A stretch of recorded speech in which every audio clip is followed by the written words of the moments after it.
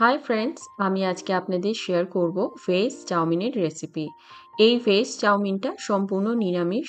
আপনারা নিরামিষ দিনে বানিয়ে খেতে পারবেন, আর এর মধ্যে একটা স্পেশাল মশলা দিয়েছি, যার কারণে কিন্তু এটা খেতেও অসাধারণ হবে। তো এর জন্য সবজি কেটে রেখেছি এখানে। বড় যে লঙ্কা রেখেছি, ক্যাপসিকাম কুচিয়ে রেখেছি, আর দিয়েছি বেশ খানিকটা বাঁধাকপি কুচি। এখানে রয়েছে গাজর কুচি আর একটু সুইট কর্ন দেব। এখানে আমি চাউমিনটা রেখেছি একটু সরু চাউমিন। আমি বেশিরভাগ সময় মোটা চাউমিনই ইউজ করি, তবে এই চাউমিনটা সরু চাউমিন রয়েছে। এখানে 200 গ্রাম মতন চাউমিন রয়েছে। তো সবার প্রথমে জল ভালো করে গরম করে এর মধ্যে সুইট কর্নগুলোকে দিয়ে দিলাম। এবারে এর মধ্যে এই চাউমিনটাকে দিয়ে দিচ্ছি। চাউমিনটা যখন সেদ্ধ করবেন তার আগে জলটা ভালো করে গরম করে নেবেন। এবারে আর এই চাউমিনটাকে এর মধ্যে দিয়ে দিচ্ছি। আর চাউমিনটা না আপনারা একটু বেশি জল দিয়ে সেদ্ধ করবেন, তাহলে এটা কিন্তু আঠা, আঠা হবে না, চাউমিনটা ঝরঝরে হবে। তো আপনারা ভেঙেও দিতে পারেন বা এরকম খুন্তির সাহায্যেও এগুলোকে একটু আলগা করে দিতে হবে।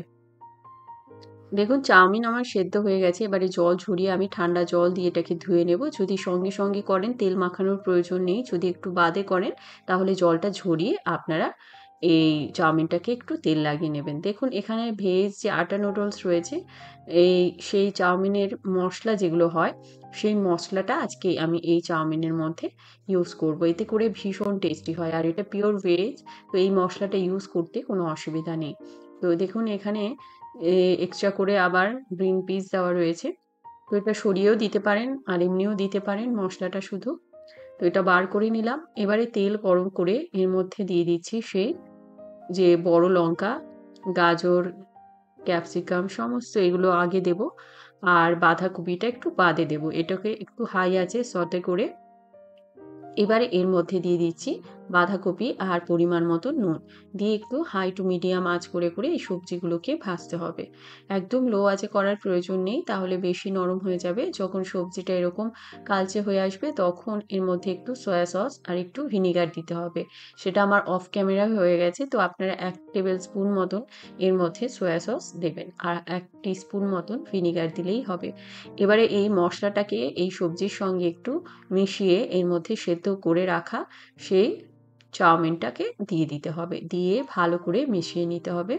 আঁচটাকে প্রথমে একটু লো এর দিকে রাখবো, যখন মিক্স হয়ে যাবে ভালো করে তারপরে আঁচটাকে একটু বাড়িয়ে দিতে হবে।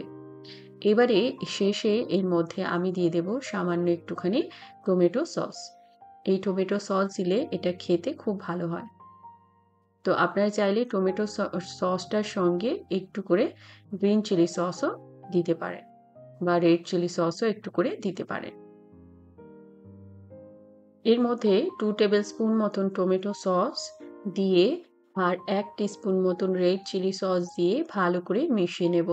তৈরি আমার ভেজ চাউমিন। আপনারা যারা ভেজ চাউমিন খেতে পছন্দ করেন না, এভাবে মশলা দিয়ে একবার ট্রাই করে দেখতে পারেন। আমাকে জানাবেন আপনাদের কেমন লাগলো। যদি রেসিপিটা ভালো লাগে অবশ্যই একটা লাইক করবেন, শেয়ার করবেন আর এরকম রেসিপি পেতে চ্যানেলটিকে সাবস্ক্রাইব করবেন।